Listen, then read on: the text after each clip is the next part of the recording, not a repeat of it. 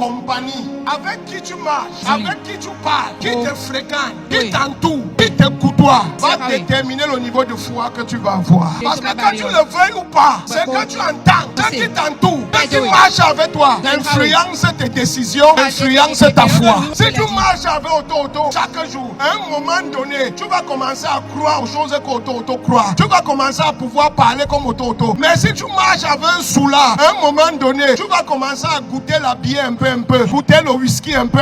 Proverbe 13, verset 20. Celui qui fréquente les sages devient sage. Celui qui fréquente les insensés devient insensé. Si tu veux avoir la foi, fréquente les hommes de foi. Marche avec les enfants de Dieu de foi. Marche avec les enfants de Dieu qui ont le feu, qui croient en Dieu, qui brûlent pour Dieu, qui ne dorment pas, qui ont le fardeau pour Dieu. Même tu marches avec eux, même toi qui étais refroidi, même toi qui étais mort, leur feu va allumer le feu en toi. Leur détermination va allumer la détermination. Leur radicalité, leur passion va allumer ta passion. La Bible dit que le fer aiguise le fer. Si tu marches avec moi, quand je suis un feu, avant que tu te rends compte, tu vas commencer à chauffer. Si tu ne me crois pas, allume un feu et prends la marmite glacée. Pose pas sur le feu, pose à côté du feu et reviens après 1 heure. La marmite qui était glacée, qui n'a même pas touché le feu, parce que c'est à côté du feu, la marmite chauffe déjà. La compagnie détermine ce que tu vas avoir dans le marché de ta foi. Tu ne peux pas me dire que je serai prophète et tous tes amis sont les hommes d'affaires. Ça ne peut pas marcher, tu seras un homme d'affaires finalement. Tu vas commencer à parler comment comme ça. Dieu est bon, Dieu est fidèle, mais en faisant l'évangile, on doit avoir un travail pour se battre. Parce que je ne vis pas de fidèles. Ce n'est pas Dieu qui t'a dit ça. Ce sont les gens avec qui tu marches qui t'ont influencé. Dieu dit que l'ouvrier mérite son salaire. Dieu t'a appelé. Dans le travail de Dieu, Dieu va te payer.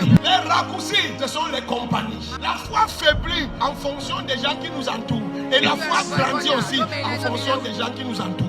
La pire catégorie des gens avec qui tu ne dois jamais marcher, c'est les gens qui se plaignent et les gens qui murmurent. Les gens ont dit, ma vie ne marche pas. Pourquoi ma vie est comme ça là? Pourquoi on m'a fait comme ça? Le pasteur a dit comme ça. La mère a dit comme ça. Ça, c'est des assassins de foi. C'est les gens que s'ils étaient des hommes, c'est des esprits qu'on devait mettre wanted, rechercher, mort ou vivre sur eux. Parce que c'est des assassins de foi. Proverbe 22, verset 24.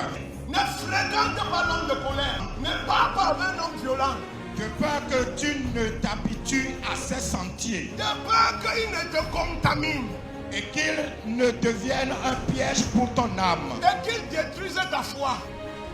C'est lui avec qui tu marches. Est-ce soit un facteur propulseur ou un facteur destructeur. Mais toujours est-il qu'il va augmenter ou il va diminuer sur ta foi. Imaginez quelqu'un qui est malade. Et il dit, la parole de Dieu dit, ton corps est le temple du Saint-Esprit. Je ne peux pas être malade. Je ne peux pas mourir. La maladie est là-haut. Mais avec la parole là dans sa bouche, la maladie ne lui fait rien. Il est toujours là. Les docteurs disent que ça ne va pas. Mais il est toujours en santé. Il est toujours en train de faire ses activités. Mais la maladie est là. Mais la parole là empêche la maladie de le faire coucher. Mais imaginez, il est entouré des gens. Quand ils sont malades, apportez les papiers, je vais écrire mon testament. Quelqu'un peut mourir du jour au lendemain comme ça. Qu'est-ce que mes enfants vont devenir? Appelez ma tante, appelez mon ami. Je vais te parler. Toi-même, ils vont te toucher. Mais si tu marches avec un auto, tu dis que je suis malade, il va te demander comment la maladie a fait pour entrer dans ton corps. Mon frère, il n'y a pas de maladie dans ton corps. Ce n'est qu'un examen qui a écrit son résultat. Mais toi-même là, tu n'habites pas ici. Tu es dans les lieux célestes avec Jésus de Nazareth. C'est impossible que la maladie arrive là.